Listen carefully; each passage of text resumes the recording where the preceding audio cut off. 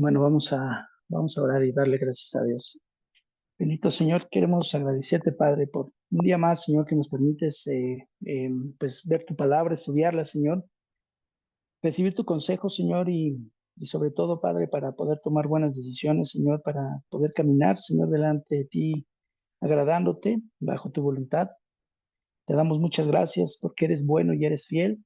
Y pues ponemos este tiempo en tus manos, que tu Santo Espíritu sea obrando en nuestras vidas, en nuestros corazones, en nuestros pensamientos, Señor, aún en nuestra propia voluntad, Padre. Ayúdanos, Señor, a no endurecernos, Padre. Ayúdanos a que nuestro corazón se disponga, Señor, para escuchar tu palabra.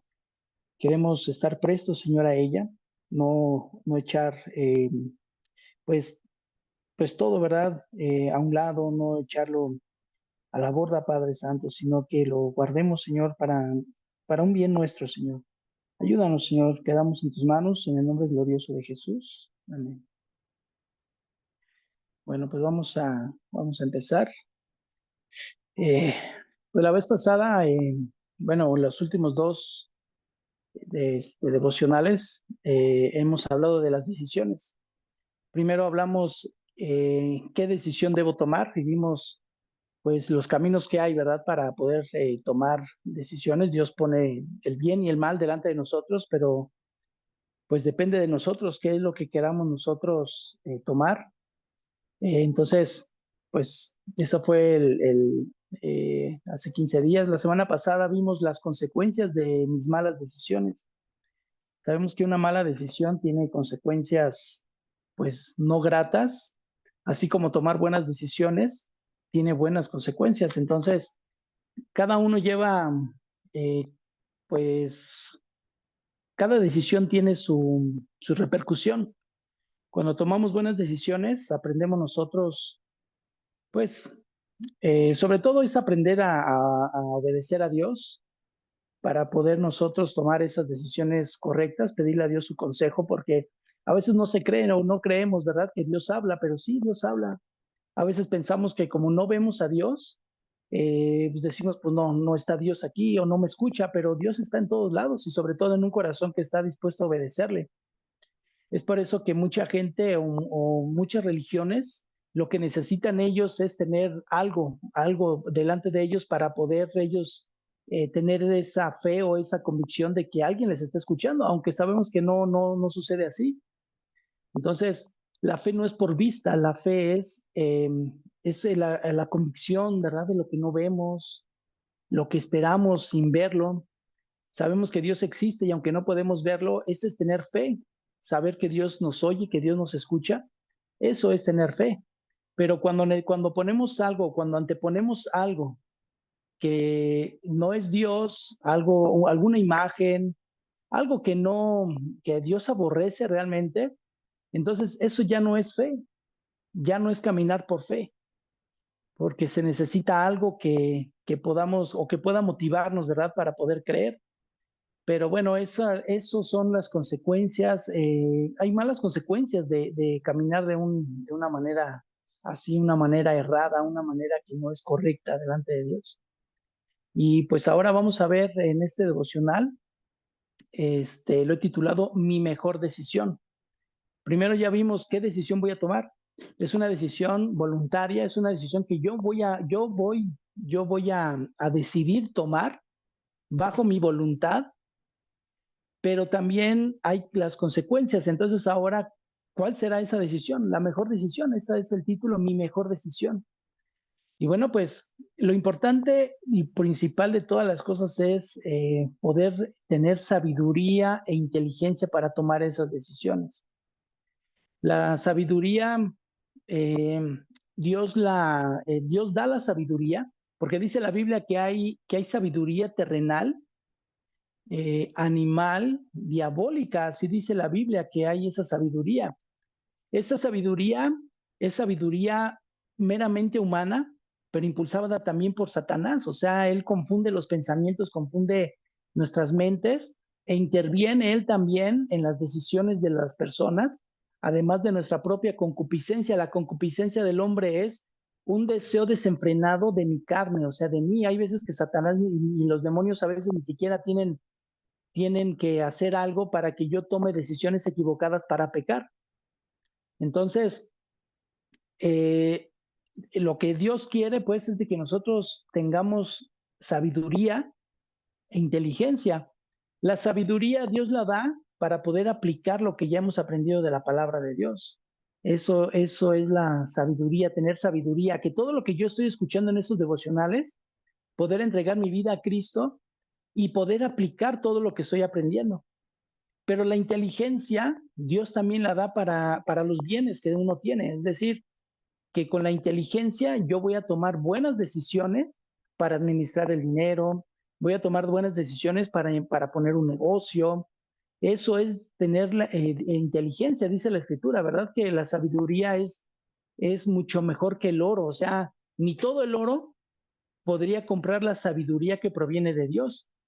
Y la verdad es de que es mucho mejor tener sabiduría, mucho mejor tener sabiduría que tener los miles o los millones de pesos en el banco, porque realmente las personas que tienen cantidades tan grandes en el banco son inteligentes para poder tomar decisiones, para hacer negocios, tienen esa habilidad, pero no tienen sabiduría. Entonces, todo el dinero no va a poder comprar sabiduría. ¿Y qué es lo que va a pasar? Pues el fin de ellos, si no se arrepienten, pues es la muerte eterna.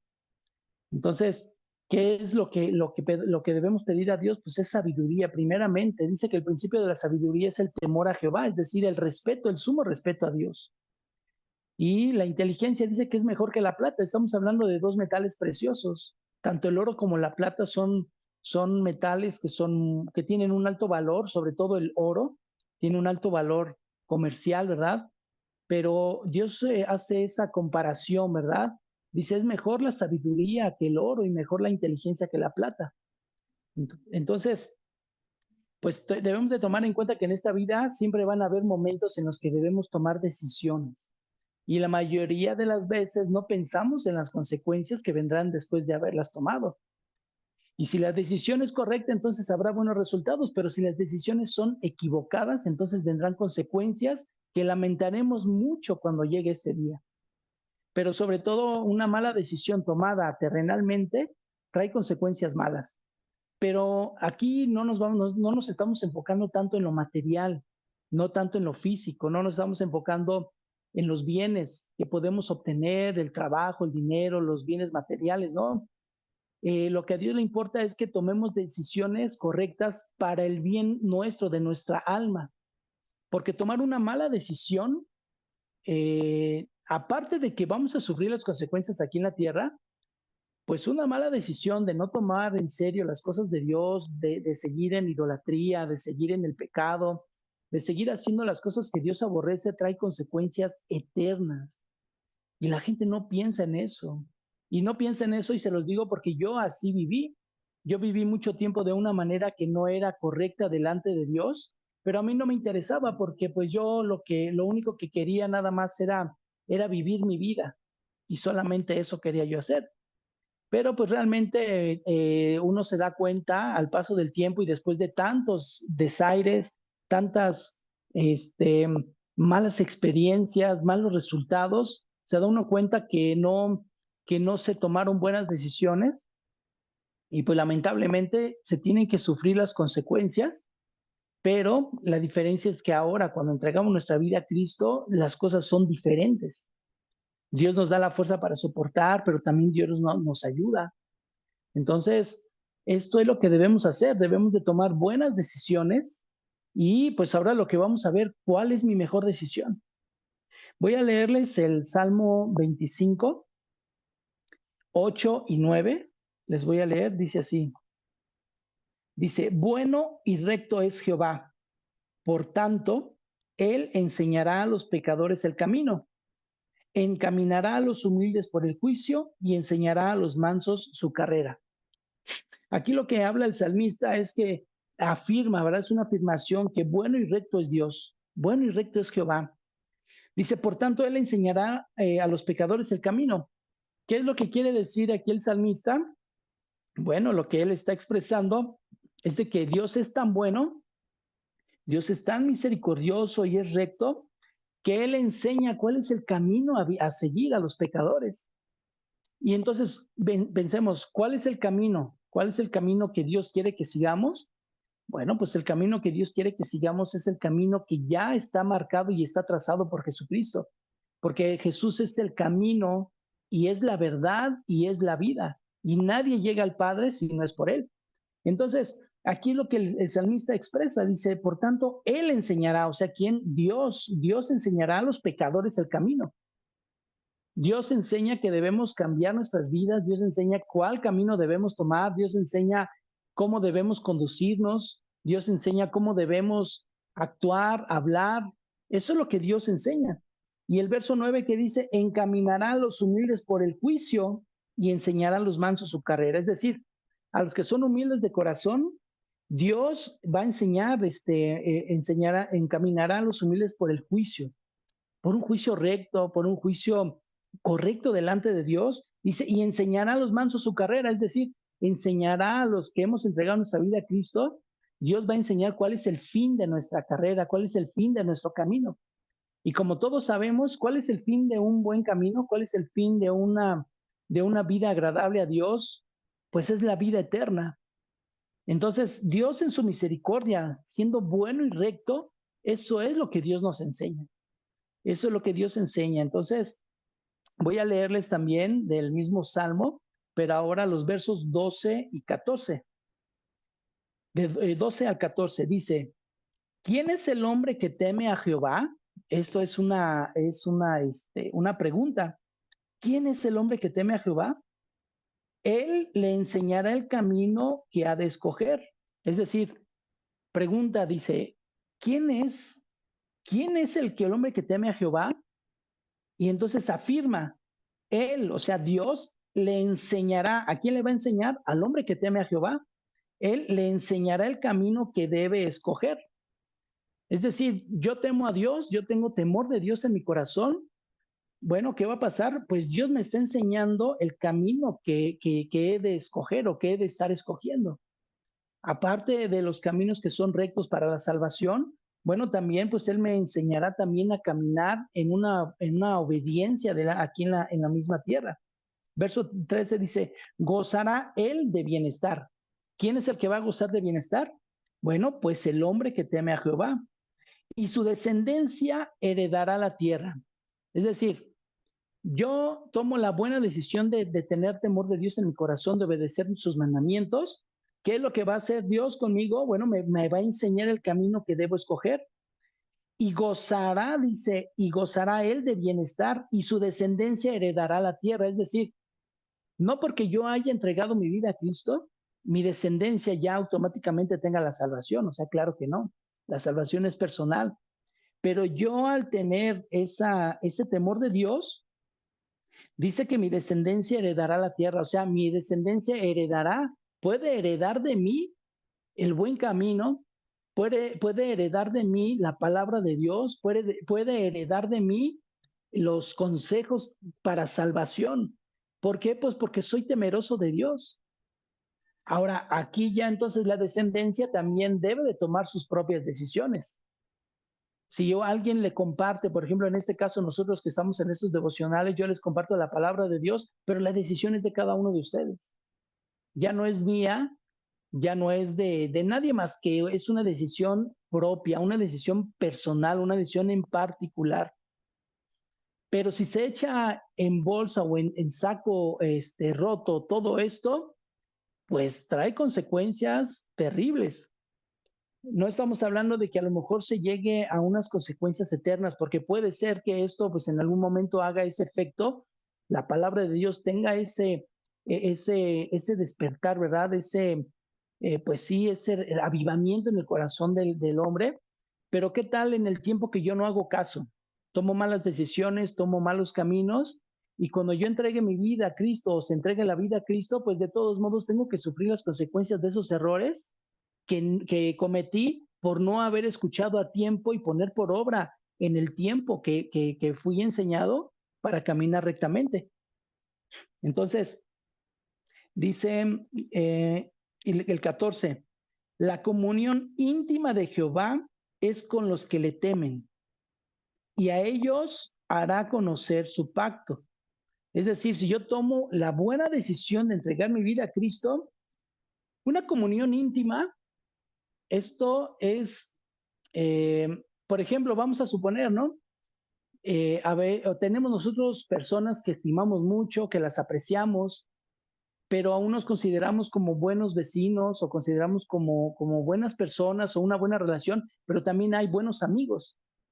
Entonces, una relación íntima, ¿con quién se puede tener? No se puede tener con alguien que yo haya conocido hace 10 días, ¿verdad?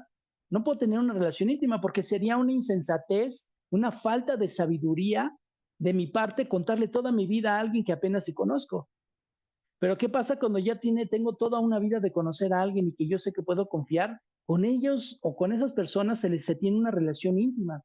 A esas personas se les puede confiar ciertas cosas o muchas o todas las cosas que yo puedo vivir porque sé que ellos van a ser leales y en lugar de juzgarme, en lugar de ir a dar lo que yo hablo, a divulgar las cosas, me van a dar un buen consejo.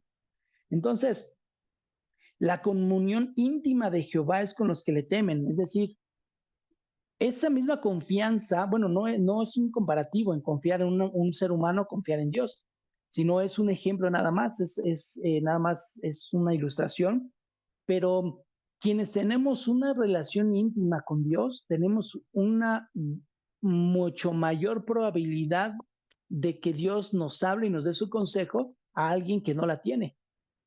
Aún cristianos que no tienen una comunión íntima con Dios, pues de igual manera, Dios también hay cosas que no va a revelar, no va a dar a conocer. ¿Por qué? Porque no hay esa comunión. Pero los consejos de Dios son buenos y son correctos y dice que Él puede tener una comunión íntima con los que le temen. Y dice, a ellos hará conocer su pacto, es decir, a ellos revelará las cosas que Dios tiene. Dios no va a revelar algo a una persona que es inmadura espiritualmente. No lo va a hacer, nunca lo va a hacer, sino que va conforme va creciendo en lo espiritual, entonces es como Dios se va revelando o Dios va dando ese consejo, va dando el consejo para poder, pues para poder tener, ¿verdad? Una relación mucho más íntima con Dios. Y dice después, a ellos hará conocer su pacto. Mis ojos están siempre hacia Jehová porque Él sacará mis pies de la red. A ver, déjenme ver aquí. Y del 12 al 14, perdón, ese era hasta ahí nada más. La comunión íntima de Jehová es con los que le temen y a ellos hará conocer su pacto. Entonces, al tomar una buena decisión de tener a Dios en nuestras vidas, esto tiene muy buenas consecuencias. Eh, sí, bueno, imagínense, o sea, tener a Dios de nuestro lado creo que es lo mejor que uno puede hacer. Es lo mejor que uno puede hacer, porque así dice la Biblia, que vendrán contra mí miles de personas, pero Dios puede librarme de todo ello. Dios es bueno, Dios es su misericordia, es grande, Dios es bondadoso. Entonces, es lo que nosotros debemos hacer. Debemos nosotros tomar esa buena y esa correcta decisión. Ahora, voy a leerles el libro de Lucas, Lucas 31, porque también aquí hay algo muy importante. El título, pues, de todos estos pasajes es el amor a los enemigos y la regla de oro. Ese es el título, eso es a lo que refiere. Pero yo les voy a leer Lucas 6:31, que dice, y como queréis que hagan los hombres con vosotros, así también haced vosotros con ellos. Bueno, el contexto esto habla de amar a los enemigos, de bendecir y no maldecir, orar por los que le calumnian, al que hiera una mejilla, preséntale también la otra, al que te quite la capa, aún la túnica, no le niegues, cualquiera que te pida, dale, y al que tome lo que es tuyo, no pidas que te lo devuelva, y después viene, y como queréis que hagan los hombres con vosotros, así también haced vosotros con ellos. Porque si amáis a los que os aman, ¿qué mérito tenéis? Porque también los pecadores aman a los que les aman. Es decir, aquí la importancia de tomar buenas decisiones es también para con el prójimo. Es decir, como quiero que me traten, así tengo que tratar. Esa es la regla de oro. Si yo maldigo, ¿qué voy a recibir? Voy a recibir malas consecuencias para mi vida. Pero si yo bendigo, entonces esas bendiciones van a llegar a mi vida. Entonces, aquí la importancia de estar bien con el prójimo, a veces nos cuesta trabajo porque es así, la verdad, a veces la carne se quiere rebelar y cuando alguien nos hace algún mal o nos hace algo que no nos parece, pues realmente nos enojamos, nos molestamos, pero es ahí donde también entra un dominio propio. Debemos de meditar, debemos entender que si nosotros queremos actuar de una mala manera, van a venir malas consecuencias sobre de nosotros. Entonces, el mundo le llama karma, ¿no? Eso es lo que el mundo le llama el karma. Pero realmente no es que sea un karma. El mundo así le dice, pero los cristianos le llamamos la regla de oro. Esa es la regla de oro. Si yo hago bien, voy a recibir algún bien.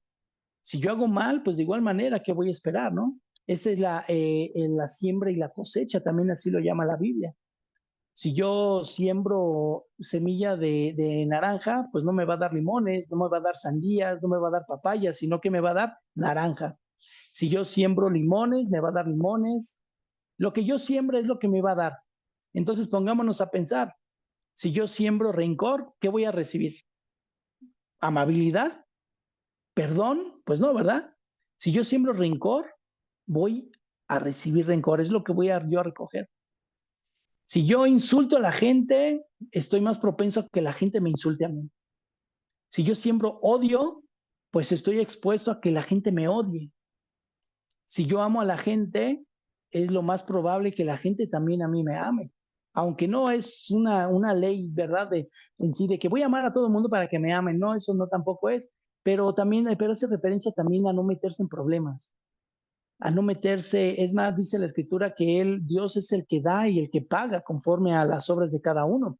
Y dice también, dice, estad quietos y conoced que yo soy Dios. Es decir, si alguien nos hace un mal, ponerlo en manos de Dios, orar y ponerlo en manos de Dios, dice, porque Él es el que toma la venganza. Dice, mí es la venganza, yo daré el pago.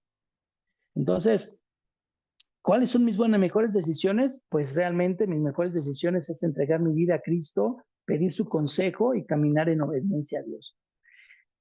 Por último, vamos a ver este, en el libro de Josué. Josué fue el sucesor de Moisés y Josué fue quien repartió las tierras al pueblo de Israel. Cuando murió Moisés, Dios tomó a Josué y le dijo, pues ahora tú vas a ser el sustituto, tú vas ahora a estar delante del pueblo de Israel y tú los vas a meter a la tierra prometida y tú vas a repartir las tierras que cada uno va a tomar, a las cuales Dios ya había dado al pueblo de Israel. Pero dentro de todo esto, pues Josué, pues imagínense, viviendo con un pueblo rebelde, un pueblo también contradictorio, un pueblo idólatra, pues Josué, pues de igual manera, eran miles, eran millones de personas las que Josué estaba gobernando. Entonces, toma una determinación Josué y es muy, muy preciso. Y dice, bueno, ahora, pues si ustedes temen a Dios, sirvan a Dios. Pero si no, pues si tienen ustedes ídolos, pues bueno, pues sirvan a sus ídolos. O sea, en una forma sarcástica, Josué les está diciendo, pues tienen ídolos, pues ándales, pues sírvanles. Pero si conocen a Dios, pues busquen de Dios. Es decir, Josué los estaba confrontando también a ellos, como diciéndoles, son unos idólatras, quieren confiar en sus dioses o en sus imágenes, bueno, pues confíen en ellas, pero va a llegar un pago por esa confianza que ustedes tienen en muñecos o en ídolos que no tienen ningún poder. Entonces, Josué les dice y les da una advertencia al pueblo, les dice, entonces Josué dijo al pueblo, no podréis servir a Jehová porque Él es un Dios santo y Dios celoso. No sufrirá vuestras rebeliones y vuestros pecados.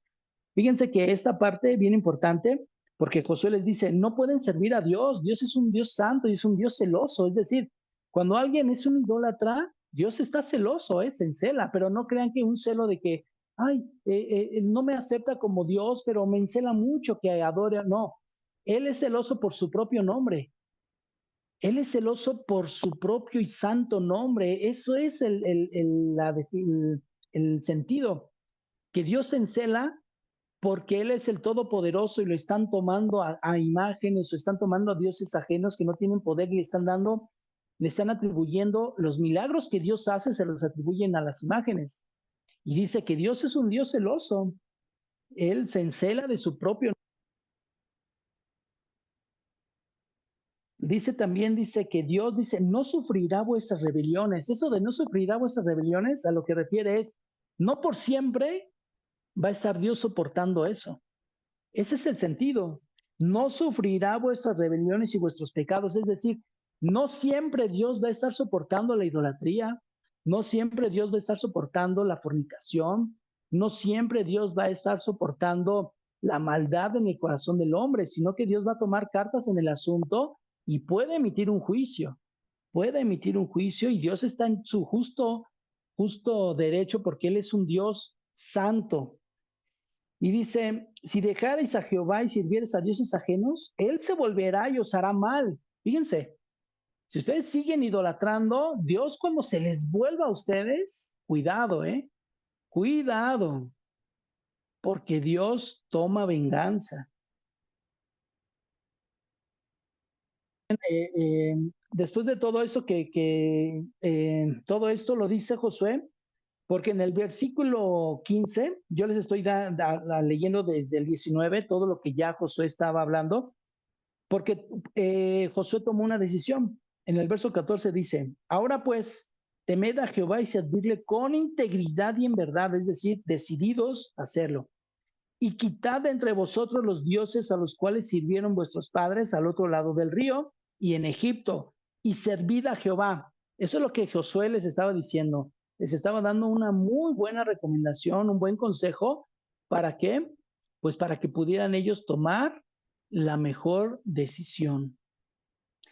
Y dice en 24:15, y si mal os parece servir a Jehová, es decir, si no les interesa servir al único Dios todopoderoso que hace juicios, hoy a quién van a servir. O sea, ahorita mismo tomen una decisión, les estaba diciendo. Si a los dioses a quienes sirvieron vuestros padres cuando estuvieron al otro lado del río, o a los dioses de los amorreos en cuya tierra habitáis. Es decir, se trajeron, eran idólatras en Egipto, Dios los saca para darles una tierra prometida, y todavía después de ver tantas maravillas que Dios hace, siguen adorando imágenes. Eso es una insensatez.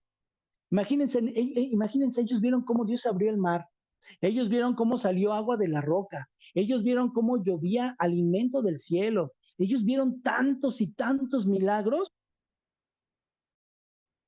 estaban adorando a dioses, a otros dioses, ya cuando estaban del otro lado.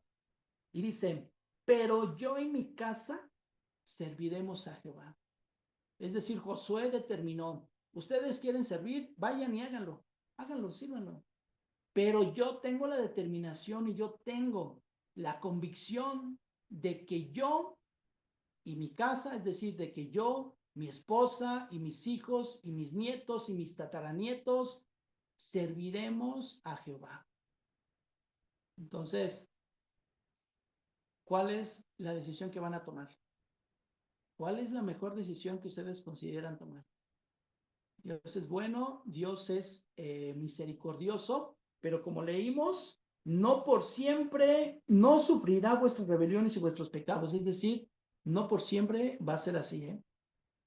No por siempre Dios va a soportar todo lo que está en contra de él.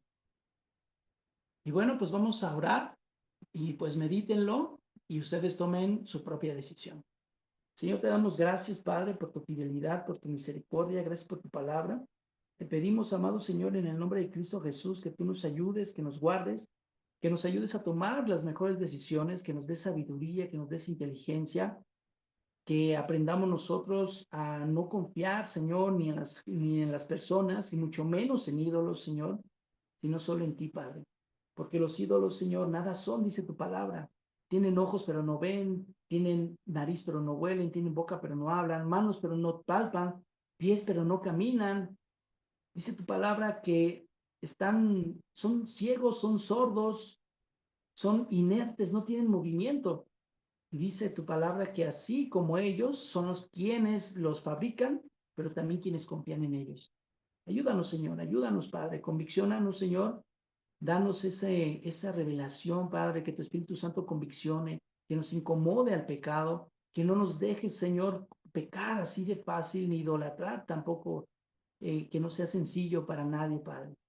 Quedamos en tus manos, Señor, porque eres bueno, Señor. Tu fidelidad es grande, mi Dios, para honra, gloria y alabanza de tu nombre, Señor. Gracias, Dios mío, en el nombre de Jesús. Amén. Bien, pues voy a terminar aquí el